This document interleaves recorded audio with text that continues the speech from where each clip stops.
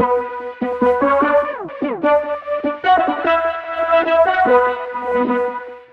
everybody. Hey, y'all. Welcome back to another fantastic edition of the Welcome show. back. Thank you for tuning in. Thank you. You could be listening to a whole lot of people, but you're listening to us. And for that, we are grateful. We are aiming to help you take dominion over your money and your life. And we are going to do that yet again with this episode. Yes, I'm excited. We're talking about something that a lot of people talk about, but they may not be talking about it correctly. They have a lot of ideas and opinions and theories about your credit score. Right. This thing is important. This is going to be a good episode. Why?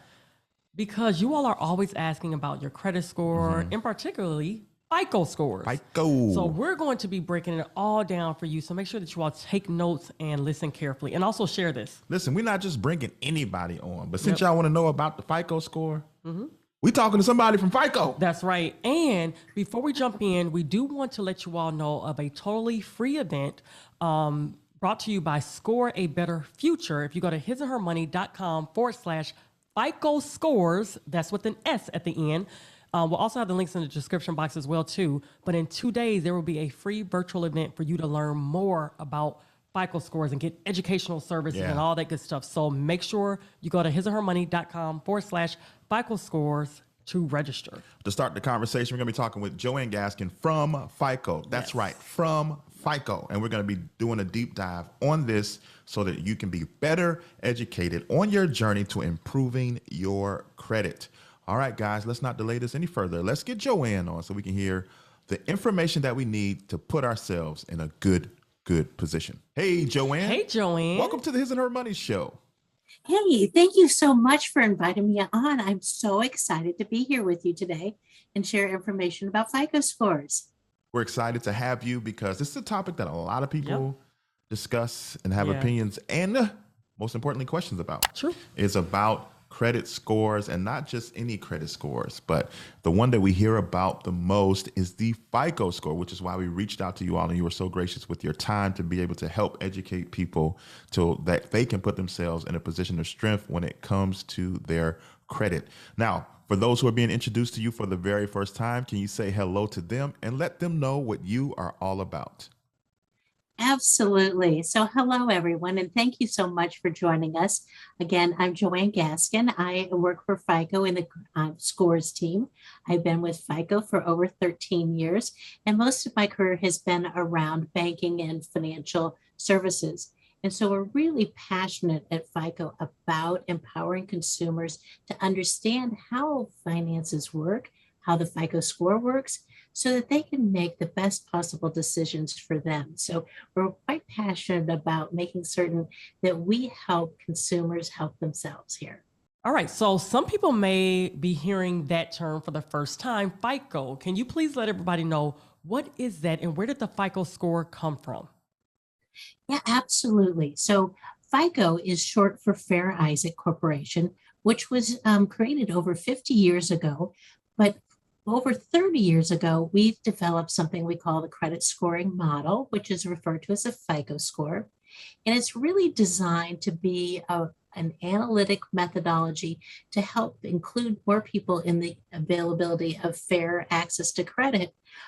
Before the FICO score existed, what would happen is, someone would sit down face to face with a loan officer and they would ask them a lot of questions about income, assets, et cetera, and then make a loan decision. And what we have created through the FICO score is an automated way for that to happen, and also allow for the judgmental nature that could have occurred in the old-fashioned way of underwriting to be discarded and look towards a much broader way to be more inclusive by using credit bureau data. Nice, nice. Now, there are many different types of scoring models out there. So why is it important for people to know and be confident in their FICO score in particular? Great question. So, the FICO score is used by over 90% of the largest lenders for making credit decisions. And so as a consumer, you want to know the perspective of the lender going in when you make that application. So, if they're going to try to apply for a mortgage or auto loan or credit card, you want to have an understanding of what are the tools that the lender are using to make that credit decision? And so the FICO score is going to be really critically important to understand going into that application process. Makes sense. So I heard you mention some of the organizations, but what type of organizations and institutions use our FICO scores as part of their approval processes? Yeah, absolutely. So what you will find is that lenders use the FICO score largely for making credit decisions. So do credit unions, as well as savings and loans. So, all financial institutions. You also find that you will have credit data used for making some rental landlord type of decisions, but typically it's not the FICO score. And so a lot of people are wondering, they know that they have a credit score, they may even know what it is, but they're unsure of the factors that go into their credit score. So can you help educate us as to what type of information goes into our FICO score? Yeah, absolutely. And so, the FICO score is really quite intuitive in terms of the factors that come into play. And, I would normally think about it as what would I like to know if someone came to me and asked to borrow money, right? And the number one thing is you'd say, well, have you ever paid anyone back before? So that's payment history. And that is the largest factor that goes into the FICO score, which is at 35%. So looking to understand, what's the likelihood that the consumer is going to pay me, the lender, or the other friend, based upon what they've done in the past. So the other is to understand, well, how much else do you owe? So what are the amounts owed out there? Is it going to be affordable for you to continue to take on additional debt and be able to repay those loans? So that's going to be important. And amounts owed also, you think about it between two different types of debt. We can talk a little bit more later about both installment debt and revolving debt, if you'd like to, and the differences there. Yes. Length of credit history is important as well. So, what's your experience in being able to pay people back over time? And then the credit mix and new to credit are going to be also two other aspects of the overall pie, each having 10%. And those are going to tell us, is there heavy pursuit of new credit, as well as, what's the length of term on the loans that you have outstanding as well. Okay, so you brought up installment And and revolving. revolving. So can you help us understand the difference? Maybe give some examples so people can understand the difference between those two terms. Yeah, absolutely. So installment lending is normally for a fixed period of time and a fixed dollar amount. And so a good example of that would be an auto loan. So you know that you're going to owe, let's say, $15,000 over a 3-year period of time, and there's going to be equal payments that are made over time. Another example for what we would refer to as revolving is more of a credit card. So there's an open line to buy. You can pay it up and you pay it down, but it is not a fixed payment amount that's due every month. Understood. So we hear so many people say, well, this is a good credit score. That's not a good credit score. And sometimes it's left to our own interpretation. So what is the range of credit scores and what is considered a good score to strive for? Oh, absolutely. So generally the scores range from 300 to 850.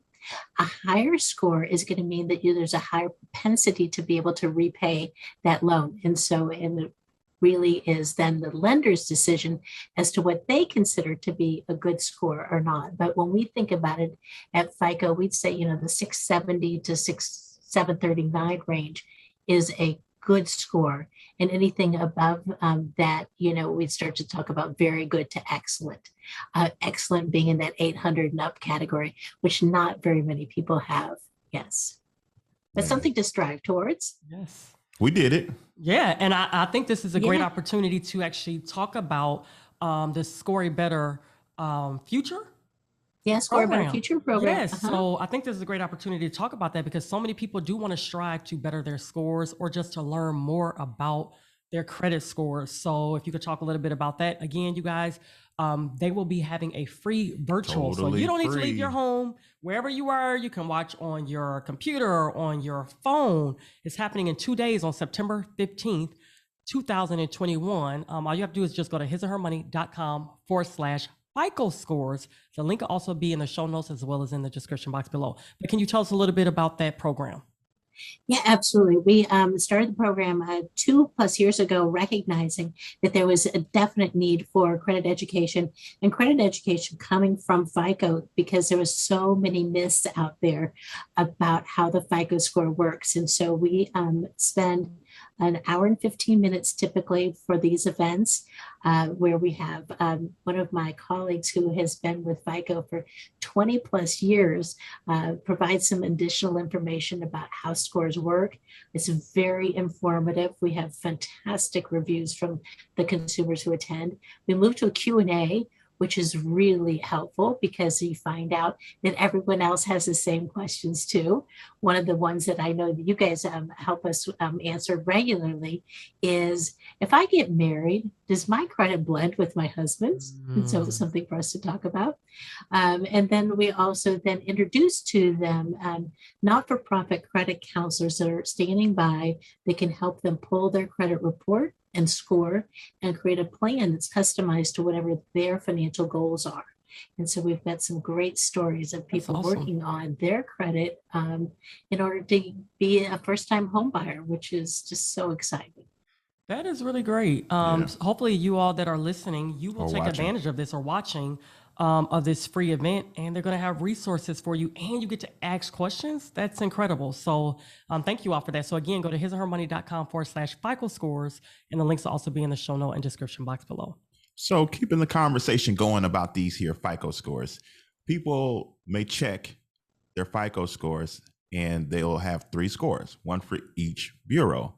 But then they'll look at it and they're not all the same number. And that might be a little confusing to folks. So can you help us understand why, depending on which bureau we look at, our credit score may vary between the different bureaus? Absolutely. And that's a common question. So I'm so glad that you asked it. So, the 3 credit bureaus end up having different data at times from the other. So the algorithm is going to be the same, or the formula that we use, or the inputs are going to be the same into the score. But let's say, for example, an inquiry was only made at one credit bureau. And so they'll have a little bit different information, and so the score will be different. There's also can be timing differences in terms of data contribution going in. So keep in mind that the FICO score is dynamic, so it's always going to reflect the data that's in the bureau at that given point in time. And so let's say lender A, puts out their data information to the credit bureaus on an alternating time period. That could also lead to a difference in score. But generally, they should be pretty close together. Got it. Why is having no credit score akin to having bad credit? Well, I don't think it should be. So, but from the FICO perspective, what we've done is to think about credit inclusion by using data that is outside of the credit bureau file. And what that means is, we talked about the credit bureaus being Equifax, Experian, and TransUnion. All have very large databases that have been built over years in order to accumulate a sufficient amount of data to build a FICO score. But what we have chosen to do as well is to look for alternative data, or data that resides outside of the credit bureaus that's also FCRA compliant, such as telco data, utility data, and create scores on that so that we can help consumers get on the credit ladder. And this is something that you can learn a little bit more about if you come to the Score a Better Future event on September the 15th that you've so kindly shared the information about.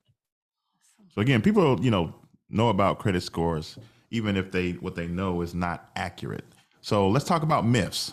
You've been in this game for a while. You've been at FICO for 13 years. What are some common myths that people may have about FICO, and what's the truth? Absolutely.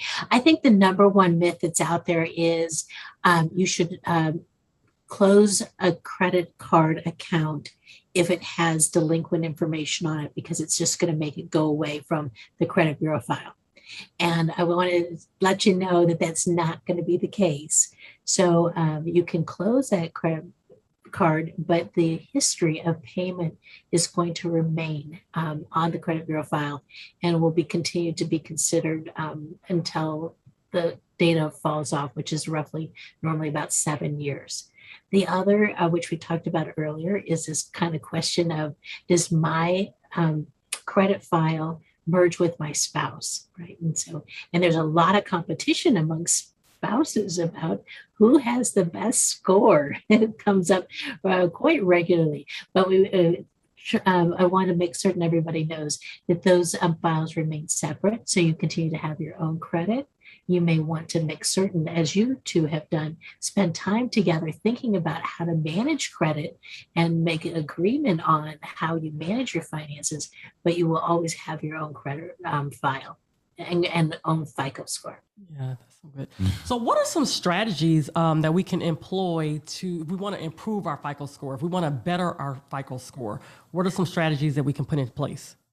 Yeah, absolutely. So, the first thing, of course, is let's make certain if we're not paying on time that we get on time. So that, because we know that that's the largest aspect of your FICO score.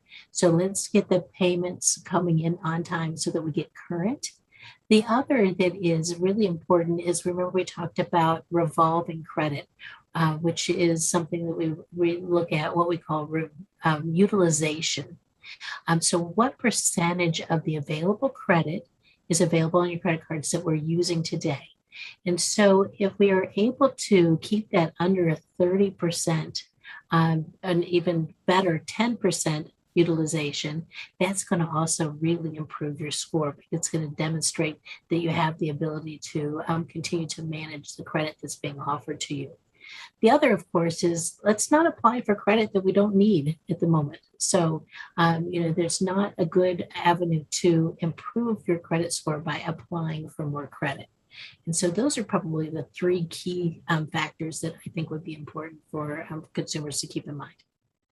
Now, a lot of people listen to us because they want to take dominion over their money in their life, and they're trying to improve things. And maybe in the past, they weren't sound with their financial decisions. And so a question that we get a lot in regards to FICO scores is around the topic of bankruptcy or foreclosure, things like that. How long does that negatively impact somebody's FICO score? Yep. Well, those are really severe delinquencies, in both cases for the bankruptcy. The forbearance, not so much, because the forbearance is seen as an opportunity for the consumer to be working with the financial institution to make certain that they are deferring payments for an agreed upon period of time. And so if you're not required to make a payment, and you're not making a payment, then you're not delinquent. And so we think that the forbearance period that actually came out as part of the CARES Act was very, very helpful for a lot of consumers and gave them a soft landing. Now, bankruptcy, obviously, that means you're discharging debts. And so that tends to stay on your credit report for 7 to 10 years. Now, keep in mind that the longer time period between the actual either delinquency or bankruptcy occurs, that the score will improve over time. So it's not, so what you would see is a gradual improvement from year 1 to year 2 to year 3, et cetera, out to year 7. Okay. So I heard you mention that if you're married, each one of you have your own FICO score. But can one spouse's FICO score affect the other spouse? So the one spouse will not impact the other's FICO score, with the exception of, always there's an exception out there, right? And that is if you happen to have joint credit. And so if you want to make certain that you are managing your credit appropriately across both parties, because if one neglects to pay the bill or misses the payment, you want to make certain that that doesn't impact your credit as well. So Nice.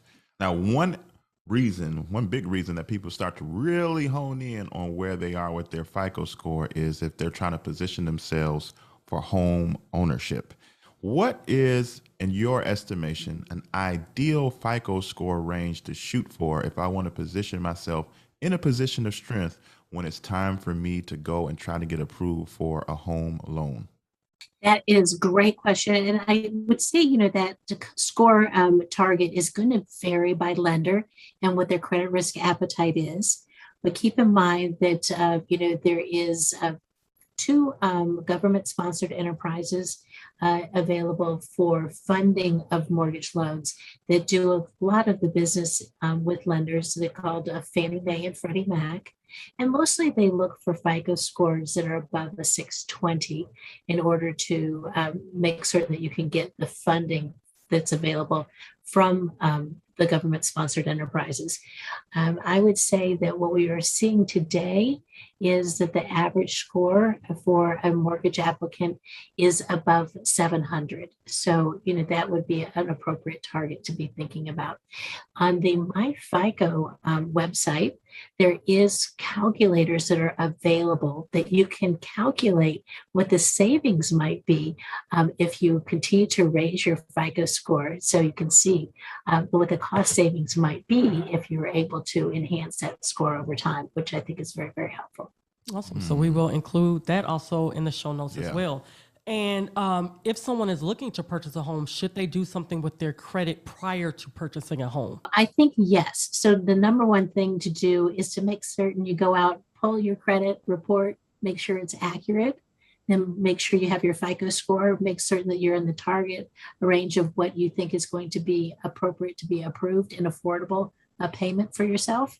And then, if there isn't time that you've allowed yourself, you could perhaps work on even improving your score more. So through the activities that we talked about. So, is there an opportunity to pay down some of those credit card bills and lower utilization?